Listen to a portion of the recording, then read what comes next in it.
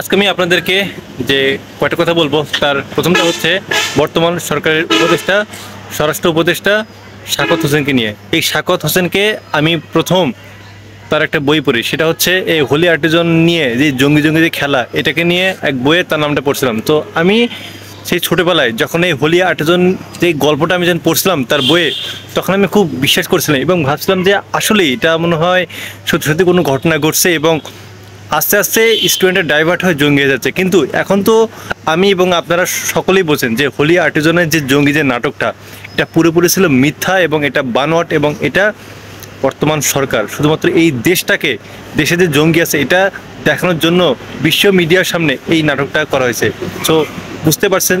এবং আরটা আপনাদেরকে বলি যে এই যে শাকত হোসেন স্বরাষ্ট্র উপদেষ্টা, ইনি 2008 সালে আওয়ামী লীগ বর্তমান এই সরকারকে আনার জন্য এমনভাবে কাজ করছে যেন এই বাংলাদেশে এই আওয়ামী লীগ সরকার 2008 সালে যেন ক্ষমতায় আসতে পারে। এই জন্য প্রত্যেকটা জায়গায় তিনি নিয়ন্ত্রণ নিয়েছেন, অর্থাৎ হাসিনাকে এই দেশের সরকার প্রধান বানাতে তিনি যথেষ্ট সক্রিয় ছিলেন।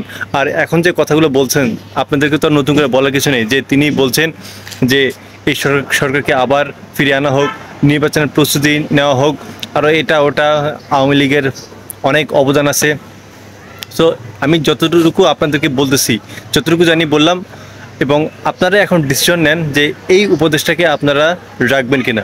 দ্বিতীয়ত আরেকটা বিষয় আসি, সেটা হচ্ছে সংখ্যালঘু নির্যাতনের উপর। দেখুন, এই সংখ্যালঘু নির্যাতনের যে নাটক, এটা কিন্তু এক প্রকার নাটক এবং এটা করে আসে হচ্ছে এই আমাদের দেশের আওয়ামী কিছু মিডিয়া।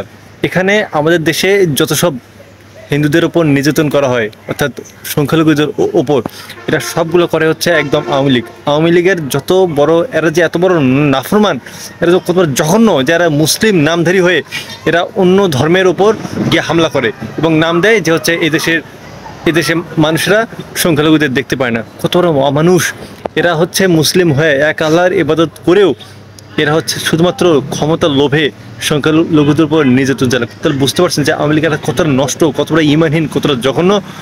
তো এবং আজকেও দেখলাম যে কুড়িগ্রামে যে এই হিন্দুদের মূর্তি ভাঙতে এসে হিন্দুর আটক। তো কি বলবো, যে এরকম আছে, কিছু হিন্দু আছে এবং কিছু মুসলমানরা আছে এবং সবগুলো আওয়ামী লীগপন্থী। কোনো সাধারণ মানুষ সংখ্যালঘু হিন্দু বা অন্যান্য সম্প্রদায়ের মূর্তিটা ভাঙতে পারে না, এটা আমি কখনো বিশ্বাস করি না এবং আপনারা তো জানেন।